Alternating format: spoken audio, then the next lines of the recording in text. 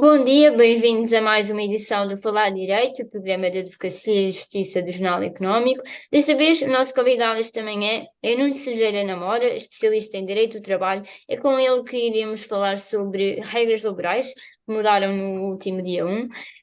Há aqui várias questões, aliás, mais de 150 tópicos por debater, mas nós centrarmos aqui num outro ponto e falaremos também das perspectivas para o escritório que fundou. Nuno, obrigada por ter aceito este nosso convite. De facto, eu queria começar aqui pela questão das plataformas digitais, por uma questão de atualidade, as Uber, Globo, etc. Hoje, aliás, no final da semana passada, aqui os nossos colegas do público noticiaram que havia um grupo de estafeta já pronto para ir para tribunal contra as plataformas, avançar com processos judiciais. E eu pergunto-lhe se é normal este procedimento, tendo em conta as regras que mudaram antes de irmos especificá-las, e se tem de facto aqui alguma hipótese de ganhar contra estas grandes empresas. Bom dia, Mariana, muito obrigado por esta oportunidade. É um gosto estar neste programa e conversar um bocadinho consigo e conversar sobre direito de trabalho, que é um tema que me agrada muito. Olha, Mariana, eu estou. Essa medida que deu conta, essa novidade de juros laboral, vai criar alguma altercação, vai criar algum ruído, porventura vai empurrar alguns agentes para tribunal, mas. Com toda a franqueza, preocupa muito mais que algumas destas operadoras abandonem Portugal preocupadas com esta alteração legislativa do que com os processos em tribunal. Eu passo a explicar. Esta lei, esta pequenina alteração à lei, é apenas uma linha em que é introduzida num artigo 12 que já existia, veio criar um critério de presunção de laboralidade. É natural que a máquina de propaganda tenha chegado aos ouvidos dos operadores das plataformas e eles estejam neste momento um bocadinho mais motivados para irem para tribunal do que há 15 dias atrás. Mas vejamos, a lei não alterou muito, sabe? A lei só veio aplicar ou pôr a possibilidade de estarmos perante contratos de trabalho neste tipo de trabalhadores. Mas, no fundo, Mariana, nós estamos perante a velha questão, o velho dilema entre os contratos de trabalho e os contratos de subordinação jurídica. O problema é o mesmo, é sabermos se temos uma situação de subordinação jurídica ou não. Se tivermos subordinação jurídica, temos um contrato de trabalho. Se não tivermos subordinação jurídica, temos contratos de prestação de serviços, aquilo que comumente são chamados recibos verdes, profissionais, se quiser, liberais. Vamos por partes.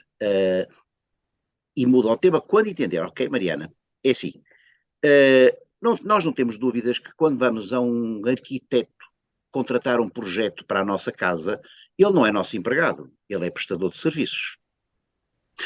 A Mariana não tem dúvida de que quando vai pedir uma consulta a um médico no privado ou um advogado no consultório dele, que ele está a fazer uma prestação de serviços.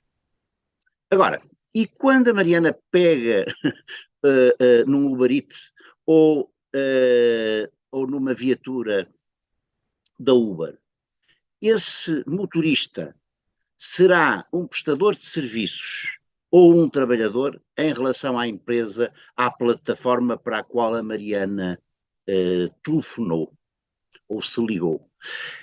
Este problema é universal, temos jurisprudência em sentidos opostos por todo o mundo, estas operadoras vão fugindo dos países conforme nesses países a lei aperta mais para transformar estes prestadores de serviços em trabalhadores, e é o que vai acontecer em Portugal.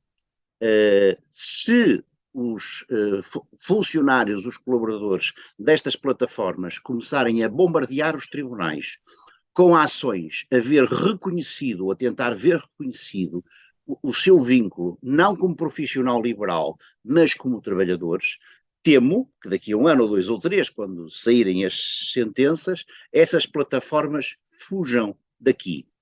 Mas, como lhe estava a dizer, este não é um problema novo, porque o atual artigo 12 do Código de Trabalho já nos estabelecia os chamados critérios de presunção de laboralidade, que já se podiam aplicar aos motoristas da Uber e de outras operadoras. O que é que quer dizer este palavrão? O tal artigo 12 veio dizer que em determinadas circunstâncias ou preenchidos determinados indícios, já estamos perante um contrato de trabalho.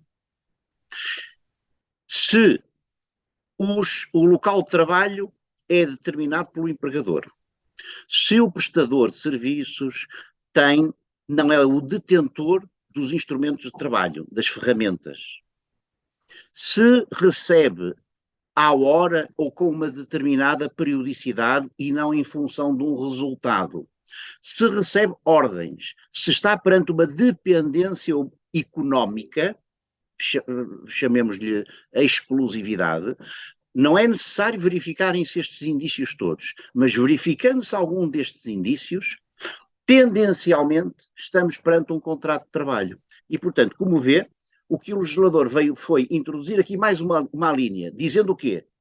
Se o trabalhador trabalha para uma plataforma, presume-se, ou seja, parte-se do princípio que é trabalhador dessa plataforma.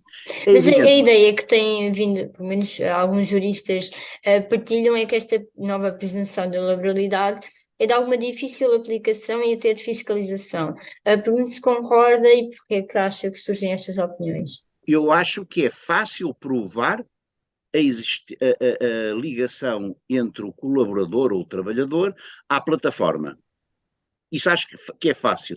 Aliás, porque o legislador, isto normalmente tem dois níveis. Tem a plataforma e tem um prestador intermédio. Tem um empresário intermédio. E a lei vem permitir que o trabalhador intente a ação contra os dois. E depois vamos ver quem é que é o patrão, quem é o empregador, ok? Pronto, portanto, isto está salvaguardado.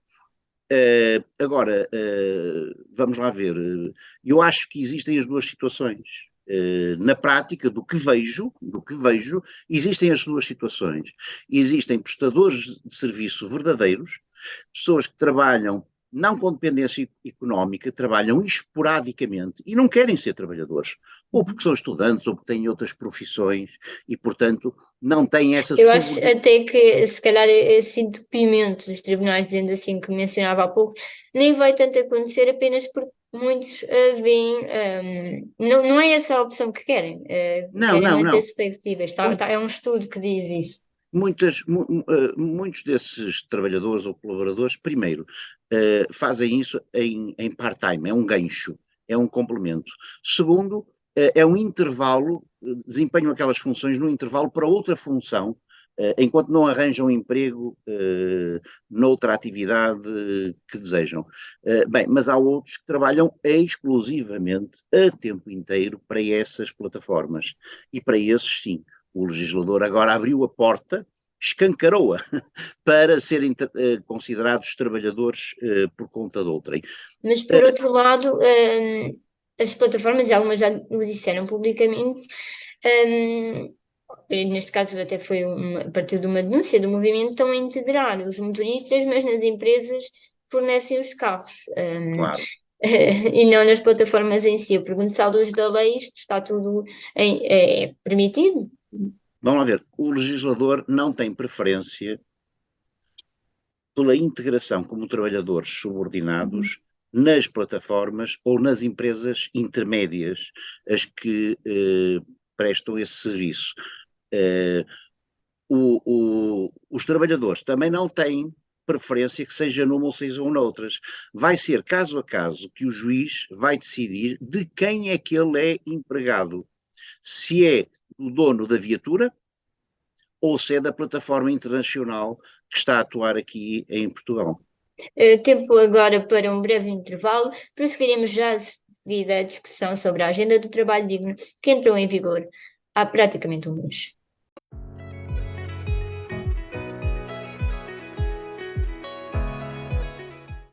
Estamos à emissão com o advogado Nuno Silveira na Mora.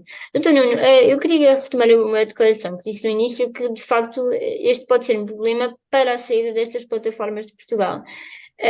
Isso está em risco? Já houve alguma sinalização nesse sentido, até da parte do seu trabalho, do que está no terreno e vê? Não, não, Mariana, em Portugal ainda não.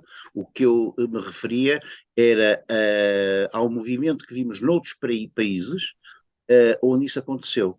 Ou seja, nos países onde o legislador endureceu a legislação laboral no sentido de considerar trabalhadores por conta de outrem ou subordinados os prestadores de serviços para as plataformas e fê-lo ou por lei ou através de tendências jurisprudenciais, assistimos a uma deserção dessas operadoras a mudarem para outros países. Estou-me a lembrar dos Estados Unidos, estou-me a lembrar de Inglaterra, mas também no Brasil, onde é muito forte esta tendência. Então, Portugal, ou seja, pode haver o risco de seguir-se esse exemplo internacional e que será, obviamente, prejudicial para a economia portuguesa. Sim, é prejudicial para a economia, é prejudicial para os utilizadores, porque acho que nos habituamos a viver com essas plataformas, mas também eu julgo que o efeito não será imediato.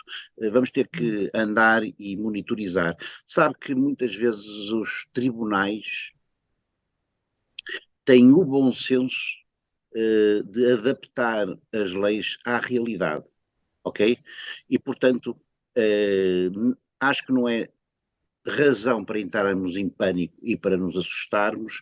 É natural que neste primeiro momento haja alguma histeria e algumas notícias de que vai haver uma avalanche de processos em tribunal, mas veremos que não vai ser bem assim, não vai haver assim essa avalanche de processos, e quando chegarem a tribunal, os juízes irão interpretar esta legislação com grano salis, com equilíbrio, com bom senso, com equidade, e, portanto, não estou à espera de nenhuma hecatombe. Muito bem. A verdade é que esta, como eu dizia no início, é uma das mais de 100 alterações ao Código do Trabalho que aconteceram no início do mês. Como especialista na área, pergunto como é que avalia de forma geral esta agenda e se já é de facto possível medir aqui um bocadinho o pulso às regras que se alteraram há pouco tempo, mas ainda assim, se há reflexos até a nível do volume de trabalho. Olha, Mariana, bem, o volume de trabalho que nós agora mais sentimos são solicitações para ir às empresas, às associações patronais, ensinar, dar formação, alterar contratos, alterar rotinas, portanto, adaptar a vida das empresas a esta nova agenda, a esta reforma do Código de Trabalho. Ainda não se sente no dia a dia nem litígio, nem confronto por causa destas alterações. Isso virá com o tempo.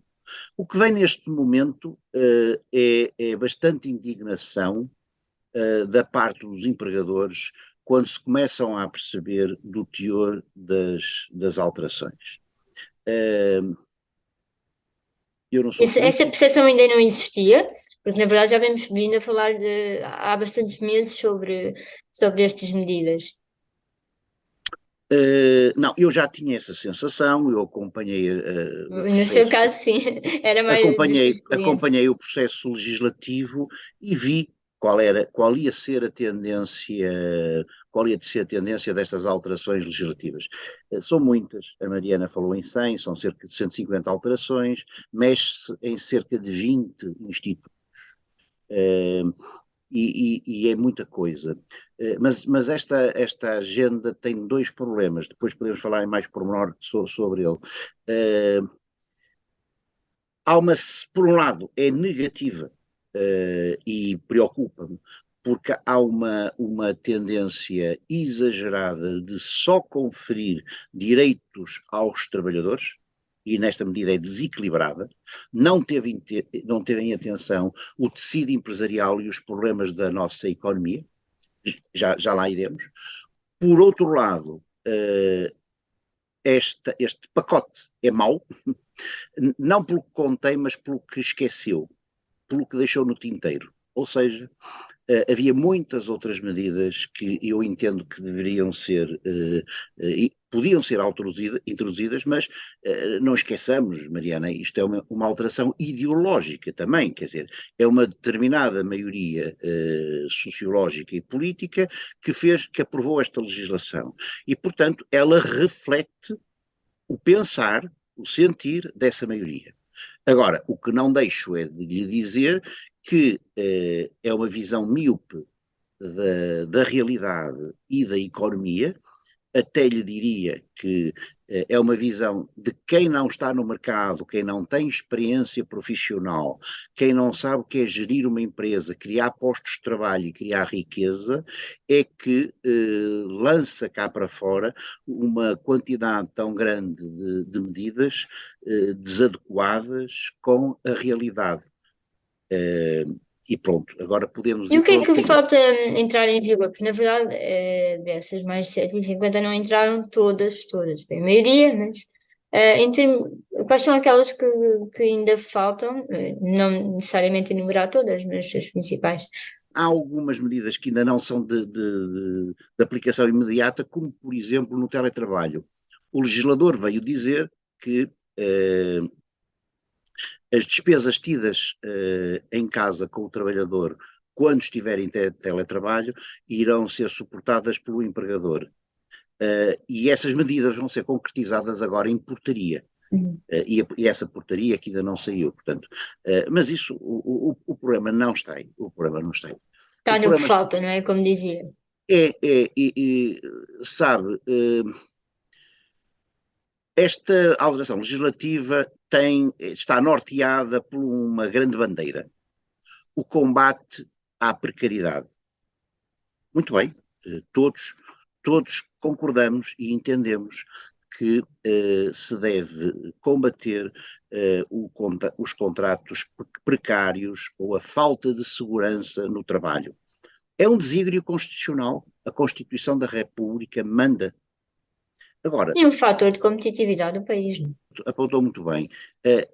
O que me está a referir leva-me, por exemplo, para os cortes no período experimental e a diminuição na admissão dos contratos a termo.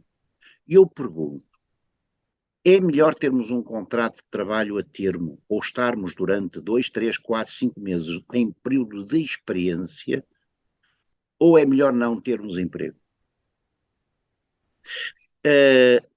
Quem está no mercado sabe de duas coisas. Há circunstâncias nas quais a tarefa que vamos lançar, a iniciativa, a loja que vamos abrir, aquela encomenda que temos daquele cliente é experimental, é verdadeiramente temporário. E então o legislador tem que ser mais receptivo a estas circunstâncias de adaptabilidade.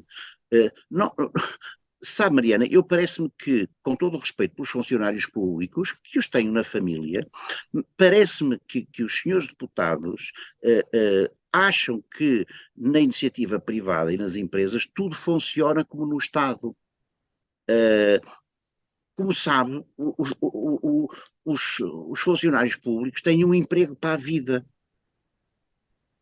A grande vantagem de ser funcionário público é ter a segurança do emprego. Hoje em dia, a economia não funciona assim. Já não há empregos para a vida. Isso foi há várias gerações em que o avô trabalhou na CP, o pai foi trabalhar na CP e o filho todo nasceu e foi trabalhar para os caminhos de ferro. Isso não existe. Nós hoje em dia temos que estar preparados para mudar de país, para mudar de cidade, para mudar de profissão, para mudar de carreira, para trabalharmos a tempo inteiro e trabalharmos a tempo parcial, para trabalharmos em teletrabalho numa empresa, para a meio da vida mudar, fazermos uma pausa, tirarmos outro curso e irmos para outra atividade. Portanto, tem que haver uma plasticidade, uma abertura, uma formação constante para os novos desafios. Nós sabemos que a digitalização e a indústria 4.0 e as plataformas, todas estas novas tecnologias são desafios incríveis. Eu estou convencidíssimo que eles vão criar novas oportunidades e novos empregos. Acho que a história mostra-nos que não temos que ter medo da Revolução Industrial. A Revolução Industrial matou alguns postos de trabalho, mas criou... Nuno, se calhar, sem lhe quebrar o raciocínio, se calhar falamos desses desafios agora na terceira e última parte deste nosso programa, depois de um brevíssimo intervalo.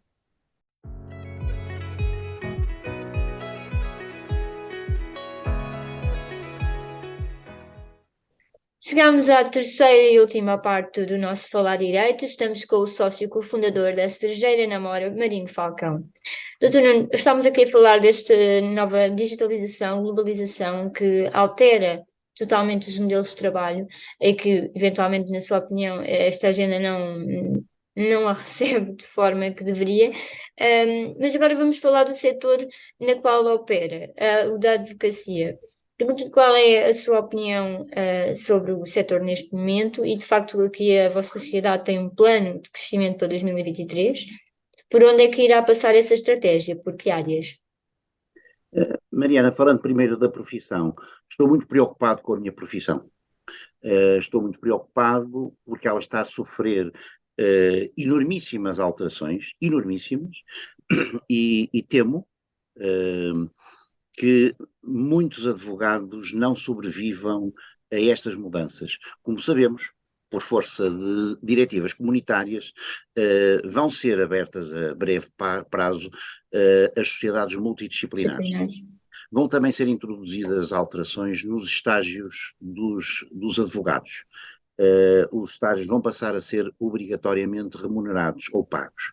Mariana, a minha preocupação é a seguinte: eu tive alguma facilidade há 30 anos atrás de aceder à minha profissão e tenho muita pena que muitos advogados com vocação, com talento, não consigam entrar na advocacia, porque não é o caso da minha sociedade, mas muitos dos advogados não têm capacidade para pagar o estágio remunerado aos jovens advogados.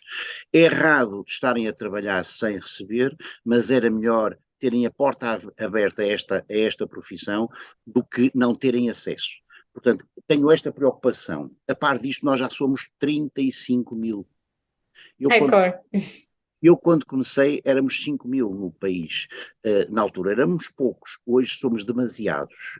E o mercado português não cresceu assim tanto.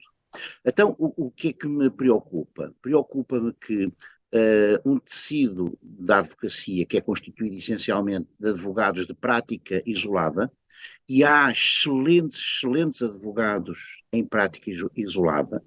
Normalmente são advogados generalistas, não é? Que sabem um bocadinho de todas as áreas de direito, e eu aprendi muito com esse tipo de advogados, que os há por todo o país, desde as grandes metrópoles aos chamados advogados de província, com os quais eu respeito imenso, mas eu estou a ver esses advogados a morrerem diariamente. Por um lado, os mais novos não abrem escritório. É completamente impensável, impossível, um jovem advogado com 22, 25 anos hoje em dia abrir um escritório, e os velhos advogados de prática isolada todos os dias morrem. E ao morrerem esses advogados, morre um bocadinho a essência, o espírito da nossa advocacia. Depois, qual é o outro fenómeno que estamos a verificar? São as pequenas e médias sociedades de advogados a integrarem-se umas às outras para terem maior dimensão, ou então, tornando-se apetecíveis, são compradas e fundidas pelas 20 maiores sociedades de advogados. Portanto, isto para dizer que o mercado da advocacia, é assim que eu o vejo, está com enormes desafios, está com uma movimentação enorme, nomeadamente por causa da entrada das sociedades multidisciplinares. Por isso é que, e agora respondendo à segunda parte da sua pergunta, a nossa sociedade está com projetos de franco crescimento, temos vindo a integrar muitos advogados de prática isolada, equipas de advogados de determinados departamentos específicos de outras sociedades, quer no Porto, quer em Lisboa.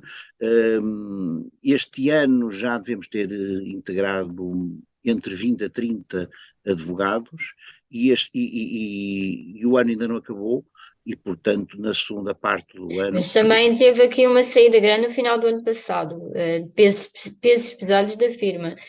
Houve algum impacto e se está a ser comedido neste momento? Já não me lembrava, Mariana, sabes? Já não me lembrava, mas é verdade, alguns jovens advogados do escritório resolveram estabelecer-se e saíram, o que é legítimo. Não, com toda a franqueza, o dano estava previsto e, portanto, perfeitamente calculado e ultrapassado já o ano passado. Fez bem em lembrar que já não me recordava. E estão a construir uma nova sede, na qual investiram cerca de 1 milhão de euros. Pergunto em que ponto estão as obras, se há uma previsão de abertura desse espaço. Infelizmente, o processo burocrático na autarquia é moroso, portanto, temos o PIP aprovado, agora temos nos projetos da especialidade, vamos ver se temos luz verde este ano para arrancarmos com as obras no próximo ano.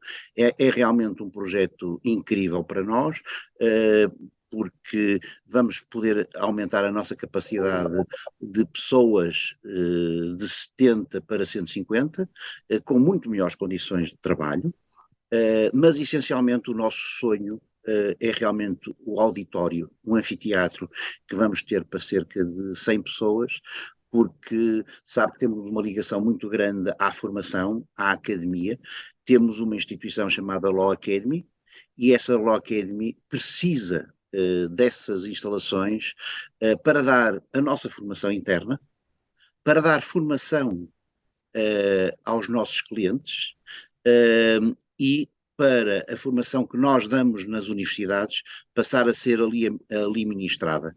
Queremos realmente uma casa viva com um auditório, com um anfiteatro. Eventualmente receber mais conferências também.